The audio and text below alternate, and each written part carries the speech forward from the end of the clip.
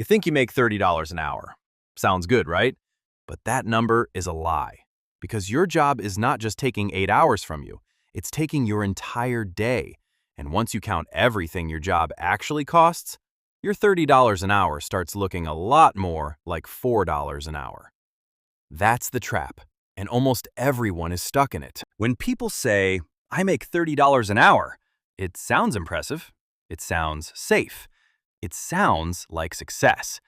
And that's exactly why the number works, because it makes you feel like you're doing better than you actually are. Your wage is designed to sound clean and simple. But real life is not clean and simple. Because your paycheck is not the same thing as your freedom. Most people only count what their job gives them. Almost nobody counts what their job takes. And that's a huge mistake. Because your job doesn't just pay you money, it also charges you in. Time, energy, stress, attention, health, and freedom. And once you start counting those things, the math gets ugly very fast. Let's start with the most obvious one, taxes. Before you even touch your money, part of it is already gone. So when you say, "I make $30 an hour," that's not what you actually keep. That's just the number they show you first. Your real number is already lower. And we haven't even started talking about your lifestyle yet. Now let's talk about time, because your job is not just your shift. If you work 8 hours, you probably also spend time waking up early, getting ready, commuting, sitting in traffic, mentally preparing, mentally recovering.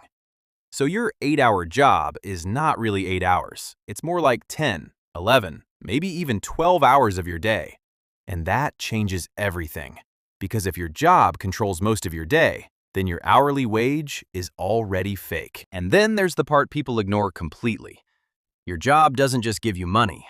It also creates the reasons you keep spending it. Think about it. Because of work, you spend money on gas, transport, coffee, lunch, work clothes, takeout, convenience, random "I'm tired" purchases. And those costs don't feel dramatic because they happen in small pieces. But that's exactly how the trap works. It doesn't destroy your money all at once. It slices it slowly. So let's do the math properly.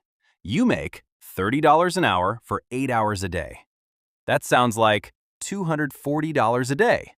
Nice! But now subtract taxes, transport, food, work-related spending.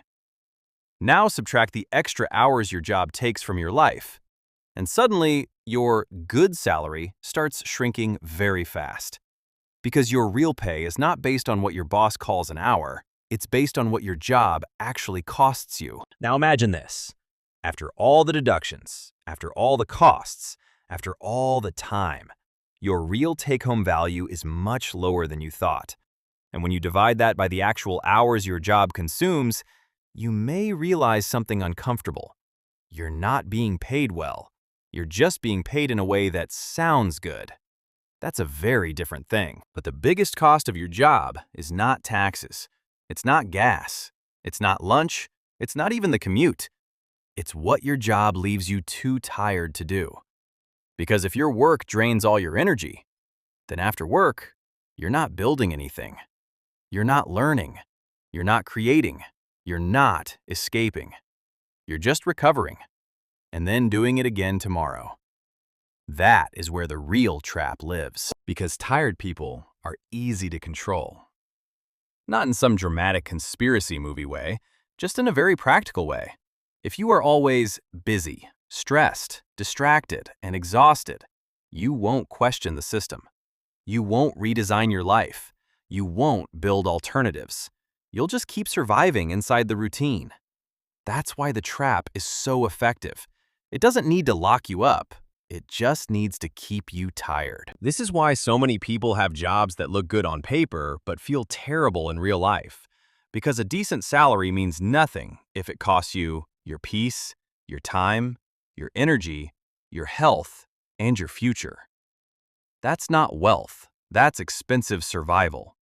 And a lot of people spend their whole lives confusing the two. Most people ask, how much does this job pay? But that's the wrong question. The better question is, how much does this job take? Because that question includes time, energy, stress, freedom, and opportunity. And once you start thinking that way, you stop chasing numbers that look impressive and start chasing a life that actually feels worth living. So if you really want to know what your job pays you, do the honest calculation. Take what you actually keep. Subtract what your job forces you to spend. Then divide that by the real number of hours your job owns. Not just your shift, your full life cost. That number will tell you the truth. And most people do not want to see that truth, because once you see it, you can't unsee it. The real flex is not making more money. The real flex is needing less of your life to make it. And once you understand that, you stop asking, how do I earn more? And start asking, how do I get my time back?